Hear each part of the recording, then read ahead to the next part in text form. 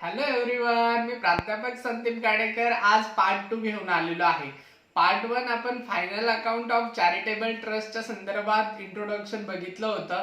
आता आपल्याला practically problem solve करायचा आहे. सो आपण कुठलाही वेळ न घालवता प्रॉब्लेम स्टार्ट करू. सर्वप्रथम मी प्रॉब्लेम तुम्हाला दाखवणार आहे. हा प्रॉब्लेम एकदा तुम्ही व्यवस्थित बघून घ्या. व्हिडिओ पॉज करून वाटलंच तर सम लिहून घेतला तरी चालेल. ओके, बघितला सर्वांनी. आता आपण हा प्रॅक्टिकल प्रॉब्लेम सॉल्व्ह करण्यासाठी स्टार्ट करू. सर्वप्रथम प्रॉब्लेम डोळ्यासमोर आल्यानंतर काही गोष्टी आपल्याला व्यवस्थित समच्या संदर्भात बघून घ्यायच्या आहे. कुठल्या गोष्टी?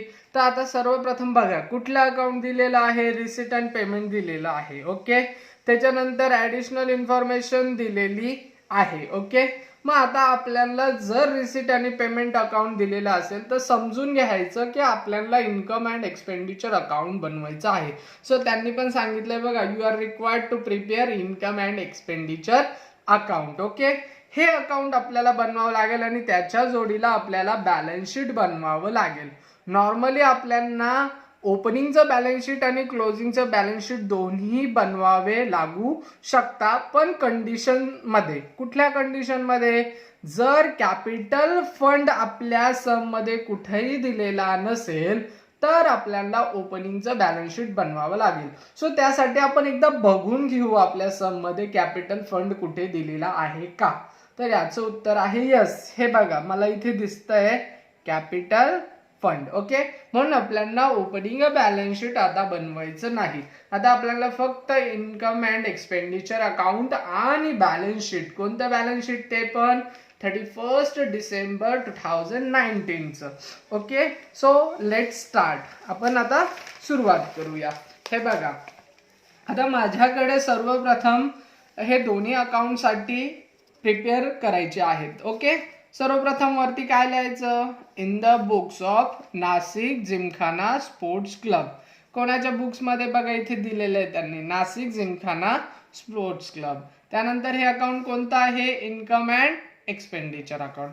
आणि खाली लिहायचं आहे for the year ended 31 December 2019.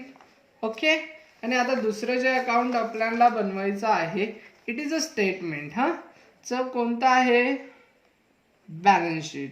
मग balance sheet as on 31 December 19. Okay, so आता आपण हे स्टार्ट करूया. आता बघा, आपल्या समोर सम आहे. काही गोष्टी आपल्याला लक्ष देऊन करायच्या असतात, ज्याच्यावर ऍडजस्टमेंट आहे अशा. आता बघा, ऍडजस्टमेंट मला दिसत आहे की ओपनिंग बॅलन्सेस दिलेले आपल्याला ऍडजस्टमेंटचे. मग ओपनिंग बॅलन्सेस बघा, कॅशचा दिलाय, बँकचा दिलाय आणि बँक एफडीचा सुद्धा दिलेला आहे. याचा ओपनिंग दिलेला आहे. हे ओपनिंग बॅलन्स शीटला गेलं असतं, पण आपल्याला ओपनिंग बॅलन्स शीट बनवायचं नाहीये, सो आता इथे येणार नाही. स्टॉक दिलेला आहे, postal stamp. Okay, postal stamp आहे का? हे बघा, इथे पोस्टल स्टॅम्प आहे, दिसते सर्वांना. मी टिक करून ठेवली तुमच्यासाठी. ओके, त्यानंतर पुढे आहे क्रिकेट इक्विपमेंट. याच्यावर सुद्धा ऍडजस्टमेंट आहे. हे बघा, खाली 3 नंबरची ऍडजस्टमेंट आहे क्रिकेट इक्विपमेंटवर, म्हणून मी क्रिकेट इक्विपमेंटवर एक टिक करून ठेवली. आउटस्टँडिंग सबस्क्रिप्शन, हे बघा, मी सबस्क्रिप्शनवर पण एक टिक करून ठेवलेली आहे. टुर्नामेंट फंडवर पण काही कंटेंट आहे. टुर्नामेंट फंड रिसिव्ह झालाय आणि टुर्नामेंट फंड एक्सपेन्सेस आहे, म्हणून मी टुर्नामेंट फंडवर सुद्धा एक टिक करून ठेवलेली आहे. नंतर कॅपिटल फंड, जो की आता आपल्याला सर्वप्रथम लिहून घ्यायचा आहे. कॅपिटल फंड हा बॅलन्स शीटच्या लायबिलिटी साइडला येतो. लक्षात ठेवा, विदाउट कॅपिटल फंड कुठलाही सम कंप्लीट होऊ शकत नाही. सो कॅपिटल फंड किती दिलेला आहे? 7 लाख रुपीज. मी इनरला लिहून ठेवलेला आहे कारण याच्यामध्ये काही गोष्टी ऍड होतात, त्या आपण वेळ आल्यावर ऍड नक्की करू. ओके, सो आता आपण आपल्या प्रॉब्लेमला सुरुवात करूया. ओके, सर्वप्रथम डेबिट साइडनी सुरुवात करू, म्हणजेच रिसिट साइडनी सुरुवात करायचं. लक्षात ठेवा, रिसिट साइडचा अर्थ होतो कम्स इन, म्हणजे जे आलं याचा अर्थ होतो इन्कम. ओके, सो आता आपल्याला ह्या रिसिटच्या जे पण कंटेंट येतील ते शक्यतो आपले इन्कम्स असतील. ओके, नाहीतर त्या आपल्या ऍसिड ट्रीट होतील. ओके, चला बघूया काय काय होतं. ओपनिंग बॅलन्सेस दिलेले, हे ओपनिंग बॅलन्स शीटला गेले असते. ओके, सो येणार नाही या तिन्ही पण. त्यानंतर टू सबस्क्रिप्शन, सबस्क्रिप्शन वर्गणी मिळाली, किती मिळालेली आहे, सो मी इथे लिहितो बाय सबस्क्रिप्शन. ओके, जर आपण क्रेडिट साईडला लिहत असेल तर लक्षात ठेवा की बाय आणि टू लिहायला विसरायचं नाही. सबस्क्रिप्शन किती दिलेली आहे, 4 लाख रुपीज. ओके, त्याच्यावर बघा आपण टीका करून ठेवलेले आहे आणि इनरला सुद्धा काहीतरी दिसत आहे. सो आपण लगेच ऍडजस्टमेंट सुद्धा स्टार्ट करू. काय आहे दिलेली, ₹60,000 फॉर 2018, म्हणजे याच्यामध्ये 60,000 रुपये हे कधीचे आहे, 2018चे. बघा याच्या संदर्भात काय ऍडजस्टमेंट आहे का, हे बघा इथे आउटस्टँडिंग सबस्क्रिप्शन 66,000 दिसतोय. ओके, होतं किती आपलं 66, दिलं किती आहे 60,000. सो आता ते इथून तर नॉर्मली लेस करावं लागेल, म्हणून मी इथून लेस करतो, लेस 2018. ओके, किती होते 60,000, लेस केल्यानंतर खाली अमाऊंट किती उरेल, इथे 3,40,000. ओके, चलो आता या संदर्भात पण एक घटना घडणार आहे. काय आहे, नॉर्मली भेटायला किती पाहिजे होते, 66,000, भेटले किती आहे 60,000. ओके, म्हणजे 6,000 रुपये येणार आहे. येणार आहे म्हणजे ती आपली काय आहे, ऍसेट आहे. मी इथे लिहून ठेवतो आउटस्टँडिंग सबस्क्रिप्शन. ओके, 2018 किती रुपये, 60,000 भेटले, भेटायचे किती होते 66, म्हणजे 6,000 रुपये आपल्याला भेटणार आहे. मी 6,000 लिहून ठेवले. त्यानंतर पुढे जाऊ, 2 नंबरला मला दिसतंय, तुम्हाला दिसतंय सर्वांना. Okay, to life membership fees. Okay, किती दिलेली आहे 25,000.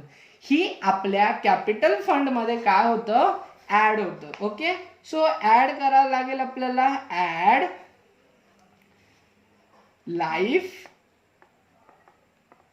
Membership fees. ओके, चलो किती रुपये अमाऊंट दिलेली, 25,000. डन. चलो दोघांमध्ये टोटल करायची, किती होईल टोटल, 7,25,000. डन. चलो पुढे जाऊ.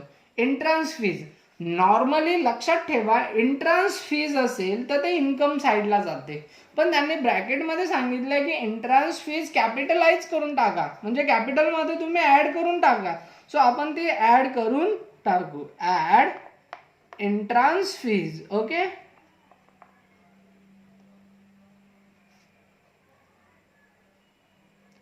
चलो किती रुपये, 2,500. ओके, चला त्याच्यानंतर पुढे जाऊ. काय दिलेलं आहे, टू जनरल डोनेशन. आता जनरल डोनेशन आहे त्याच्यामुळे हे आपलं इन्कम ट्रीट होतं. सो मी इथे 2 लाईन सोडून देतो आणि खाली लिहितो बाय जनरल डोनेशन. ओके, किती आहे 50,100. नॉर्मली जर डोनेशन स्पेसिफिक कारणासाठी असेल तर ते लायबिलिटी साईडला येतं, लक्षात ठेवा. पण जर जनरल डोनेशन असेल तर ते आपण इन्कम साईडला ट्रीट करतो. Okay, next by interest on FD. FD म्हणजेच फिक्स डिपॉझिट वर इंटरेस्ट मिळालं. ओके, इंटरेस्ट मिळाला, आपला इन्कम आहे. सो इन्कम साईडला by interest on FD. Okay, चलो किती मिळाला 9,000. Done, good. पुढे जाऊ, to tournament fund receive. Okay, आता टुर्नामेंट फंड रिसिव्ह झालेला आहे, तत्पूर्वी बघा त्याच्यावर काहीतरी होती ऍडजस्टमेंट. टुर्नामेंट फंडचा ओपनिंग बॅलन्स दिलेला आहे. स्पेसिफिक कारणासाठी जर तो फंड असेल तर ती आपली लायबिलिटी ट्रीट होते, म्हणून लायबिलिटी साईडला या आणि तिथे लिहून ठेवा टुर्नामेंट फंड. ओके, किती दिलेला आहे, सो मला दिसतोय इथे 50,000 रुपये. ओके, हे तो ओपनिंगचा होता. त्याच्यामध्ये आता हे 2 लाख रुपये रिसिव्ड झालाय ना, ऍड करावं लागेल की लेस, तर ऍड करावं लागेल. Add tournament fund received. Okay, चलो किती रुपये तो 2 लाख रुपीज. आता पहिला 50,000 होता आणि आता हे दोन्ही मिळून किती झाले 2,50,000. ओके, चलो गुड. पुढे जाऊ. To sales of cricket material. आता क्रिकेट मटेरियलचं काय केलेलं आहे सेल्स. ओके, म्हणजे क्रिकेट मटेरियल काय असतं आपली ऍसेट आहे. तत्पूर्वी बघून घ्या आपल्या सम मध्ये कुठे क्रिकेट मटेरियल दिलंय का. सो यस, हे बघा इथे मला दिसतंय, मी टिक पण तुम्हाला तुमच्यासाठी करून ठेवलेली आहे. Cricket material, cricket material is our asset. So asset मी इथे कुठे घेईल ऍसेटला. चलो ओके, मी इथे ऍसेट लिहून ठेवतो क्रिकेट मटेरियल. Okay done. चलो पुढे जाऊ आपण. आता किती आहे क्रिकेट मटेरियल 35,400 इनरला. ओके, आता त्यांचं म्हणणं आहे की याच्यापैकी काही क्रिकेट मटेरियल काय झालं आहे सोल्ड केलंय. किती रुपयाला सोल्ड केलं 20,000ला. पण आपल्याला आता यामध्ये म्हणजे टोटल मटेरियल बघा किती होतं 35,400. सोल्ड किती केलं 20,000चं. ओके, पण त्याची ऍक्च्युअल कॉस्ट किती होती 12,000. सो आपल्याला लक्षात ठेवा आपल्याला त्याची ऍक्च्युअल कॉस्ट तिथून लेस करायची असते. म्हणून less sales of cricket material. Okay, किती आहे ऍक्च्युअल कॉस्ट 12,000. सो मी ते 12,000 घेणार. डन. आता याच्यातनं हे आपण लेस करू. बघा किती होतात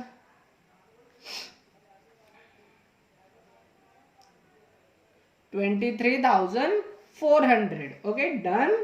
चलो, पण एक गोष्ट लक्षात ठेवा कॉस्टची व्हॅल्यू किती होती 12,000. हे बघा इथे लक्ष द्या किती आहे 12,000. विकली केवढ्याला 20,000ला. मला सांगा जर 12,000 रुपयाची वस्तू आपण 20,000 रुपयाला सोल्ड आउट करत असेल तर आपल्याला 8,000 रुपये काय झाला आहे profit on sale of cricket material.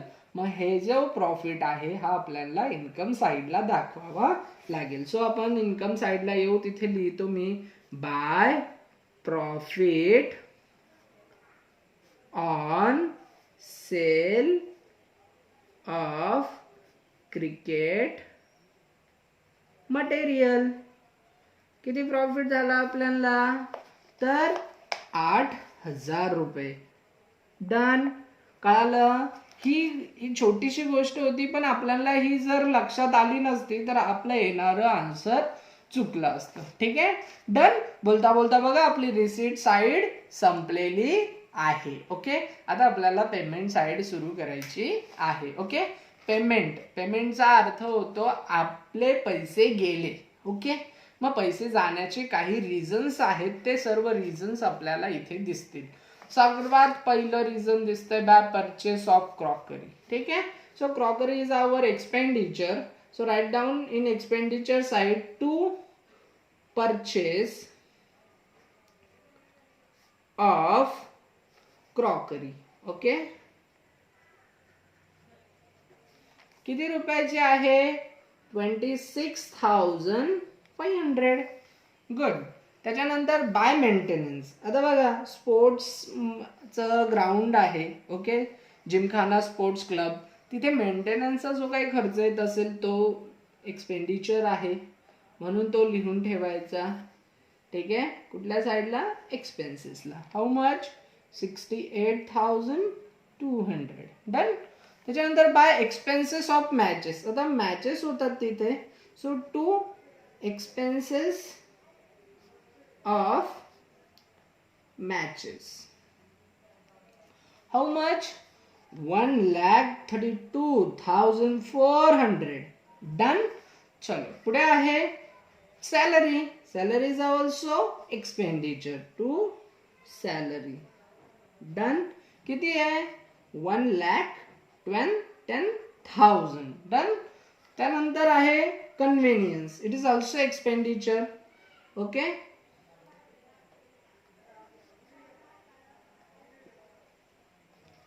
किती आहे 8200. डन.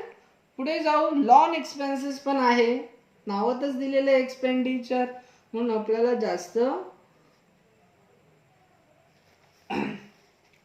किती दिलेला आहे 42,400. डन. चलो. त्यानंतर आहे बाय पोस्टल स्टॅम्प. आता पोस्टल स्टॅम्पचं पण पेमेंट केलंय, तत्पूर्वी पोस्टल स्टॅम्पचा काही ओपनिंग बॅलन्स आहे का दिलेला, आपण टीका करून ठेवलेली बघा.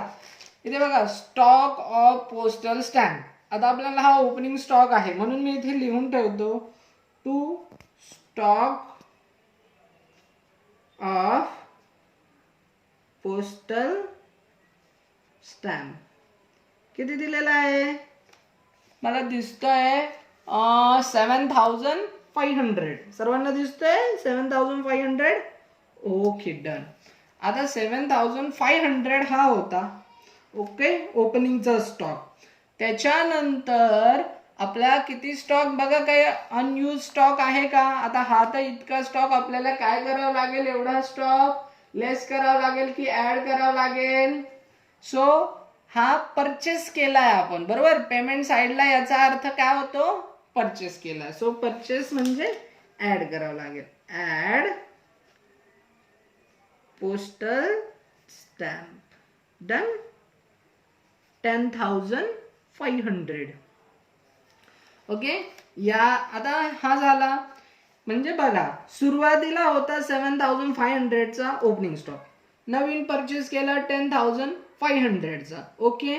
आता दोघांची जर आपण टोटल केली तर टोटल होत आहे 18,000. डन. पण इतका स्टॉक शिल्लक राहण्याच्या ऐवजी त्यांनी काही अनयूज स्टॉक पण सांगितला आहे. किती रुपयाचा होता 9,000चा. सो आपल्याला तो अनयुज्ड काय करावा लागेल, लेस अनयुज्ड. ओके. किती 9,000चा, म्हणजे बाहेर किती येतील 9,000. आता हा जो 9,000चा अनयूज आहे म्हणजे हा क्लोजिंग स्टॉक आहे. क्लोजिंग स्टॉकचा एक इफेक्ट द्यायला विसरायचं नाही. क्लोजिंग स्टॉक आपण लिहितो ऍसेटला, इथे लिहायचं closing stock of postal stamp 9,000. Done. Good. चलो. पोस्टल स्टॅम्प नंतर कोणाचा नंबर आहे, by purchase of cricket material. Okay. आता क्रिकेट मटेरियल परचेस केलेले आहे, ती आपली ऍसेट आहे. आपली ऍसेट वाढणार. बघा इथे क्रिकेट मटेरियल आहे. आता जे परचेस केलं ते काय करावं लागेल, ऍड क्रिकेट मटेरियल. ओके. किती परचेस केलं बघा 97,200. ओके. 97,200चं आपण काय केलं, परचेस केलं. आता या दोघांचे आपल्याला काय करावं लागेल, टोटल करावी लागेल. ओके. चला करा टोटल. या दोघांची टोटल करून घ्या. किती येते बघा बरं.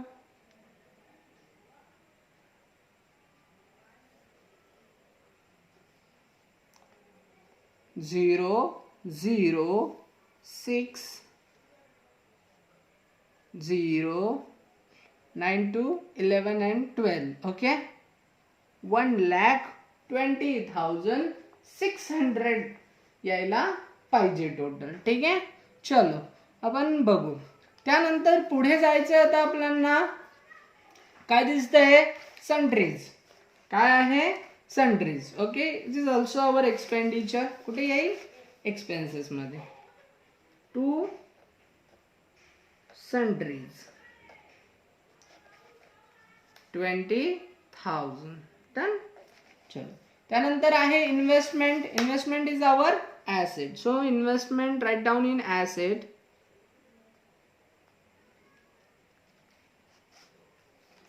किती आले 57,000. ठीक आहे. डन. Tournament expenses. ओके. हे बघा टुर्नामेंट एक्सपेन्सेसचा आपण घेतलं होतं. ऍक्च्युअली ओपनिंग एवढा होता, या वर्षाचा रिसीट इतका झाला, पण त्यामध्ये जो एक्सपेन्सेस झाला तो स्पेसिफिक एक्सपेंडिचर असेल तर तो त्यातनंच लेस करणं अपेक्षित असतं. टुर्नामेंट एक्सपेन्सेस 1,88,000 लेस करा, किती उरता बघा बरं, 62,000 उरताय. ठीक आहे. चलो, क्लोजिंग बॅलन्सेस दिलेले सर्व लिहून टाका. कॅशचा किती दिलेला आहे, 22,000. ओके. बँकचा किती दिला आहे, बँक करंट 2,33,200. ओके. त्यानंतर बँक FD किती दिलेली आहे, 3 लाख. ओके. बोलता बोलता आपली रिसीट साइड सुद्धा पेमेंट साइड पूर्ण संपलेली आहे. आता ऍडजस्टमेंट बघू, एखादी ऍडजस्टमेंट राहिली का आपली. हे झालं. ओके. आउटस्टँडिंग सबस्क्रिप्शनचं पण झालं. त्यानंतर पोस्टल स्टॅम्प पण झालं. क्रिकेट मटेरियल इक्विपमेंट या संदर्भात झालेलं नाहीये, ते कम्प्लीट करू. पहिलं क्रिकेट इक्विपमेंट बघून घ्या. सो आपल्याला ते लिहून घ्यावं लागेल. किती क्रिकेट इक्विपमेंट. ओके. किती होतं क्रिकेट इक्विपमेंटचं ओपनिंग, 32,100. ओके. त्यांनी काय सांगितलं बघा, 31 डिसेंबर 2019 वॉज ₹28,000. ज्याची ओपनिंगला व्हॅल्यू ही 32,100 होती आणि क्लोजिंगला ती किती दिसायला अपेक्षित आहे, 28,000. मी इथे बाहेर किती लिहितो, 28,000. मला सांगा, ऍसेटचं ऍप्रिसिएशन झालं असेल की डेप्रिसिएशन झालं असेल. सो लेस कमी झाली ना व्हॅल्यू, म्हणजे डेप्रिसिएशन झालेलं होतं. किती रुपयाने डेप्रिसिएशन झालं असेल, 4,100. डेप्रिसिएशन एक इफेक्ट दिला म्हणजे दुसरा इफेक्ट दिलाच पाहिजे. डेप्रिसिएशनचा दुसरा इफेक्ट जातो एक्सपेंडिचरला. To depreciation on cricket equipment किती होतं, 4,100. डन. बघा खाली काय राहिलं, शेवटचे. The subscription is in arrears for 2019. 2019चे सबस्क्रिप्शन बाकी आहे. ओके. याच वर्षाचं आहे, द्यायलाच पाहिजे. चालू वर्षाचं काय करायचं असतं, ऍड करायचं असतं. नेहमी लक्षात ठेवा, चालू वर्षाचं ऍड, मागचं पुढचं लेस. हे बघा 18चं होतं, मी लेस केलं. जर पुढच्या वर्षाचं असतं तरी मी लेस केलं असतं. चालू वर्षाचं काय करावं लागतं, करंट इयरचं ऍड. किती रुपये आहे बघा दिलेलं, 80,000. डन. चलो, फिगर टाकून घ्या. किती येते टोटल बघा बरं, करून बघा. चला, टोटल येते 4,20,000, 4,20,000. याचा दुसरा इफेक्ट द्यावा लागेल आपल्याला ना. आउटस्टँडिंग सबस्क्रिप्शन आहे ना, मग इथे लिहावं लागेल आउटस्टँडिंग सबस्क्रिप्शन 2019. किती आहे, 80,000 बघा. चलो, गुड. ओके. आता त्याच्यानंतर काही शिल्लक आहे का, सर्व नजर फिरवून घ्या आपली. प्रत्येक ऍडजस्टमेंट आणि प्रत्येक कंटेंट झालेला आहे का. जर ते झालेलं असेल तरच आपलं उत्तर येणारं बरोबर येणार आहे. ओके. मला तरी असं वाटतं सर्व झालेलं आहे. सो आता आपल्याला क्लोज करायला पाहिजे. ओके. सर्वप्रथम आपण या दोन्ही साईड बघणार आहोत. या दोन्ही साईड पैकी जी साईड मोठी असेल ती घ्यायची. मला असं वाटतं इकडे 4,20,000 मोठी फिगर आहे, त्यामुळे ही साईड मोठी असण्याची शक्यता आहे. सो याची टोटल करा. टोटल होत आहे 4,87,100. ओके. टोटल म्हटली की त्याला 2 अंडरलाईन करायला विसरायचं नाही, तीच इकडे घ्यायची. 4,87,100.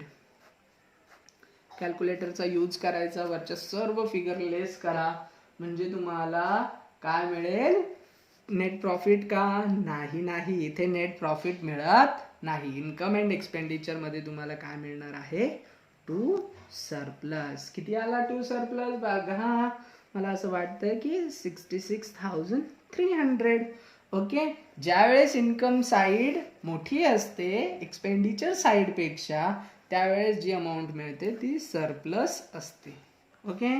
या साईडला फरक आला असता तर तो काय असता डेफिसिट. सरप्लस आला तर कॅपिटल फंडमध्ये ऍड करायचा आणि जर डेफिसिट आला तर कॅपिटल फंडमधून लेस करायचं. सो आता मी ऍड करतो, ऍड सरप्लस 66,300. चला टोटल करा. या सर्वांची जर तुम्ही टोटल केली तर टोटल होते 7,93,800. ओके, चलो डन. आता बोलता बोलता आपलं हे झालं. आता दोन साइड आपल्याला क्लोज करायच्या बाकी आहे. ओके, सो आता दोन्ही साइड आपण काय करू, क्लोज करून टाकू. याची जर टोटल केली तर टोटल होते आहे 8,55,800 रुपये. ओके, आणि या साईडची टोटल केली तर तिची सुद्धा टोटल बघून घ्या. सगळ्या फिगर्स कुठे काही कमी जास्त दिसतंय का? ओके, दिसत असेल नसेल बघा लवकर. ठीक आहे, चल मग याची टोटल माझी येत आहे 8,55,800. डन. म्हणजे आपला सम टॅली झाला 8,55,000 रुपयाला. ओके, अशा प्रकारे तुम्ही सम सॉल्व करू शकता. ठीक आहे, थँक्यू.